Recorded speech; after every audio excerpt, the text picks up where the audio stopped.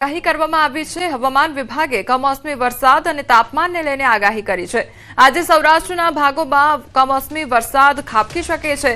Cyclonic circulation અને trough સક્રિય થતા માવઠાની આગાહી કરવામાં આવી છે।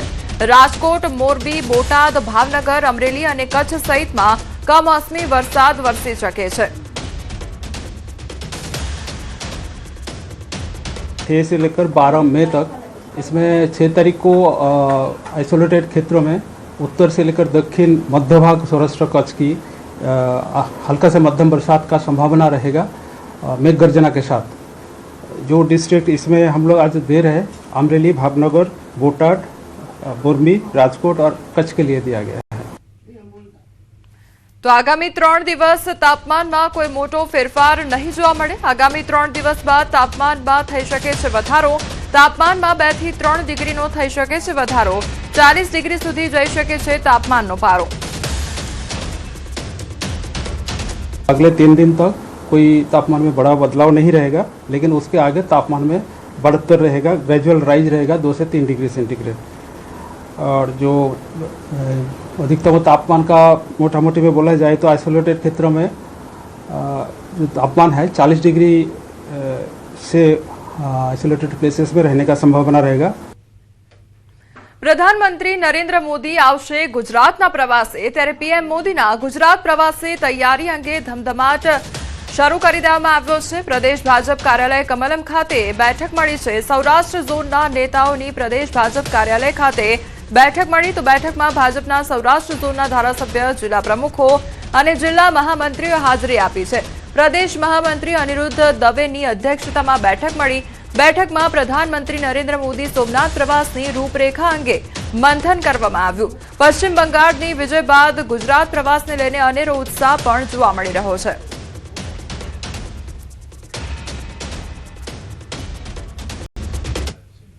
સુરતમાં ખોડલધામ ટ્રસ્ટ દ્વારા મંદિર અને સંકુલનું નિર્માણ કરવામાં આવશે। સુરતમાં કાગવડ ખોડલધામ ટ્રસ્ટના ચેરમેન નરેશ પટેલની જાહેરાત। સુરતના અંત્રોલીના જગ્યાનું અધિગ્રહણ કરવામાં આવ્યું છે, ત્યારે 40 વીઘા કરતા વધારે જમીનનું અધિગ્રહણ કરવામાં આવ્યું। નવરાત્રીની આસપાસ ભૂમિપૂજન થાય તેવી પણ શક્યતા સેવાઈ રહી છે।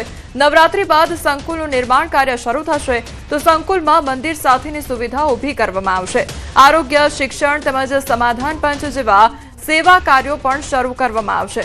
નરેશ પટેલે કહ્યું કે લેવા પટેલ સમાજની લાગણી હતી કે સુરતમાં ખોડલધામ સંકુલ તેમજ મંદિર નિર્માણ થાય। સુરતમાં 42 વીઘાથી વધારે જગ્યા સંપન્ન કરવામાં આવી છે અને આજુબાજુ હજી પણ જગ્યા લોકલ ટ્રસ્ટીઓને જવાબદારી આપી છે કે જેટલી થઈ શકે તેટલી આપણે વધારે કરશું। સુરત શહેરમાં ગેરકાયદેસર ગર્ભ પરીક્ષણ અને ભ્રૂણ હત્યાનો મામલો સામે આવ્યો છે।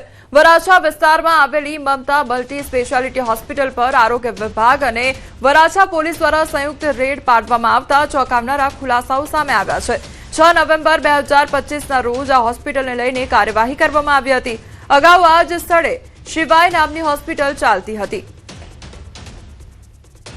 આખું નેટવર્ક પકડાયું છે, ખૂબ ગંભીર બાબત છે। પરંતુ એનાથી પણ ગંભીર બાબત તો એ છે કે આ ડૉક્ટર પહેલાં પણ આ કામ માટે પકડાઈ ચૂક્યા છે, જેલવાસ કર્યો છે, જેલ ભોગવી છે અને જેલમાં છૂટ્યા પછી પણ ફરીવાર આ જ ધંધો એને ગેરકાયદેસર શરૂ કર્યો છે।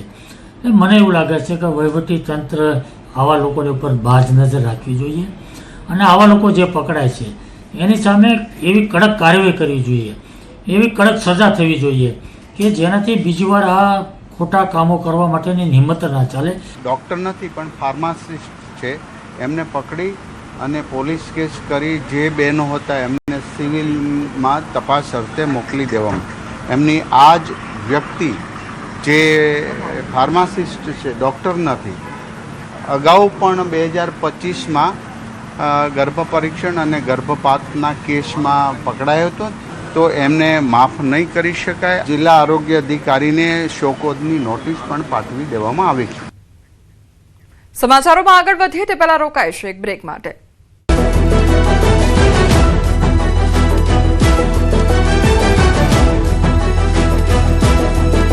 આગાહી મુજબ જ ગુજરાતના વિવિધ શહેરમાં વહેલી સવારથી જ ભર ઉનાળે ચોમાસું બેઠું હોય તેવો વરસાદ ખાબક્યો। મે માસમાં પણ ઉનાળો પૂરબહારમાં ખીલી ઉઠ્યો છે ત્યાં ફરી એકવાર ગરમીની સાઈડ કાપીને જાણે ગુજરાતમાં ચોમાસું બેસી ગયું હોય તેવો માહોલ જામ્યો છે.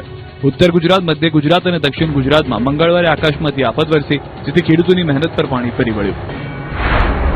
રાજ્યમાં અચાનક જ વાતાવરણ બદલાયું અને વરસાદ શરૂ થયો. અરવલ્લીના મેઘરજમાં અનેક ગામોમાં પ્રી મોન્સૂન એક્ટિવિટીના ભાગરૂપે વરસાદ નોંધાયો. મોડાસાના નાંદીસણ પંથકમાં પણ વરસાદ વરસ્યો. આ તરફ શામળાજીના સુનોખ, વાયશેરા કંપામાં પણ વરસાદે વંડાણ કર્યા. માલપુર તાલુકામાં પણ કેટલીક જગ્યાએ ગાજવીજ સાથે વરસાદ વરસ્યો. વહેલી સવારથી જ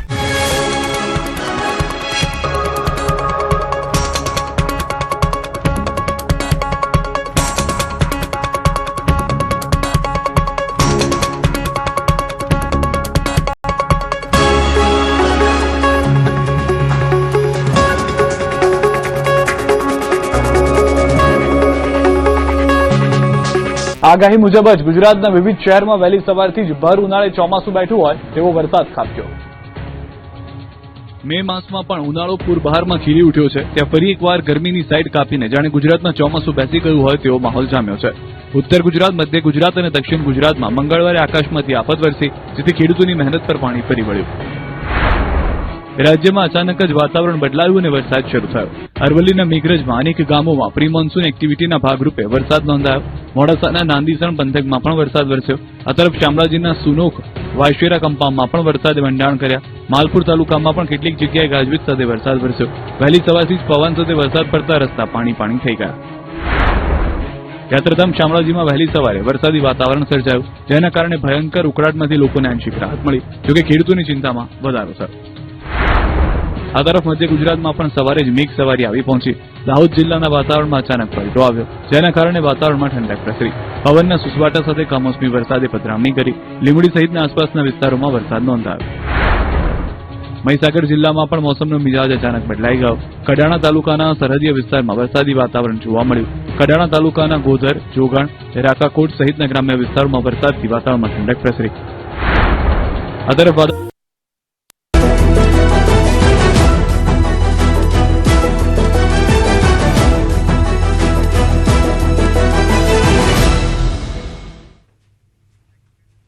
બ્રેક બાદ આપનું સ્વાગત છે. સમાચારમાં આગળ વધીએ તો આણંદના ઉમરેઠ પોલીસ સ્ટેશનમાં જોવા જેવી થઈ એક પોલીસ કર્મી નશાની હાલતમાં ફરિયાદીને અપશબ્દો બોલતો વિડીયો સોશિયલ મીડિયામાં વાયરલ થઈ રહ્યો છે.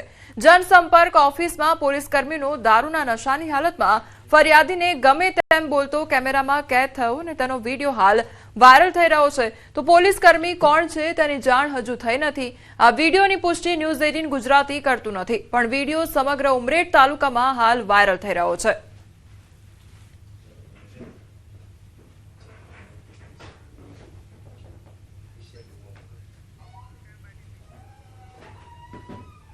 વલસાડમાં એકના ડબલ કરવાની લાલચ આપી એક નકલી અઘોરીએ એક વ્યક્તિનું લાખો રૂપિયાનું કૌભાંડ કરી નાખ્યું છે.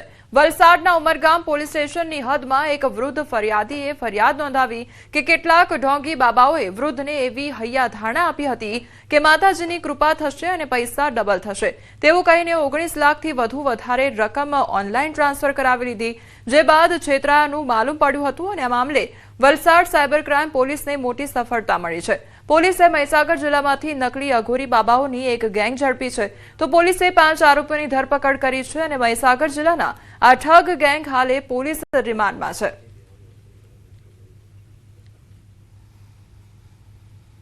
એક વ્યક્તિને ત્યાં અઘોરી બાબા અને ગુરુજીનું સ્વરૂપ ધારણ કરી અલગ અલગ રીતે એની સાથે વાત કરવામાં આવી હતી. જે વ્યક્તિ હતા એ 76 વર્ષના ઉંમરલાયક વ્યક્તિ હતા અને એમને જે નાણાં રોકશો એ નાણાં અમુક સમયમાં ડબલ થઈ જશે એવી લાલચ આપવામાં આવી હતી અને એ રીતે મેં પૈસા રોકેલા છે અને અલગ અલગ ખાતાઓમાં ટ્રાન્ઝેક્શન કરવામાં આવ્યું છે, પરંતુ પૈસા ડબલ થયા નથી. જેથી આ બાબત ચીટિંગ થયેલું જણાતા તેમણે 29/4/2026 સાયબર ક્રાઇમ પોલીસમાં ફરિયાદ આપેલી હતી. વગર વરસાદે જ અમદાવાદમાં ભૂવા રાજ જોવા મળી રહ્યો છે. એએમસી તરફથી કરવામાં આવ્યો છે ખુલાસો. ચાલક નહીં માત્ર બાઇક જ પડ્યું છે. એએમસી દ્વારા આવી વાત કરવામાં આવી છે. તો એએમસી તરફથી બેરિકેડિંગ કરવામાં આવ્યું હતું અને અમદાવાદના વટવા બીબી તળાવ નજીક ભૂવામાં બાઇક ખાબકી હતી અને તેના કારણે એએમસી દ્વારા એ સ્પષ્ટતા પણ કરવામાં આવી કે જે ચાલક છે તે નથી ખાબક્યો, પરંતુ તેની બાઇક ખાબકી ગઈ છે તે પ્રકારનું તેમના દ્વારા સ્પષ્ટતા કરવામાં આવી હતી અને ત્યારબાદ જે બાઇક છે તે બહાર કાઢવામાં આવ્યું હતું. તો અમદાવાદના વટવા બીબી તળાવ નજીક ભૂવામાં બાઇક ખાબકી જવાની આ ઘટના સામે આવી હતી.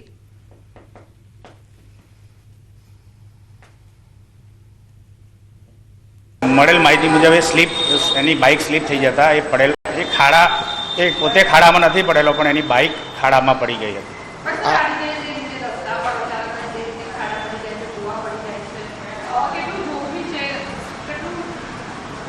ના, જોખમી તો હોય છે પણ અમે તરત જ એને જેવું અમને અમારા રાઉન્ડમાં ધ્યાન પર આવે છે એટલે તરત જ બેરિકેડિંગ કરી અને પ્રથમ અમે બેરિકેડિંગની કામગીરી પૂરી કરી.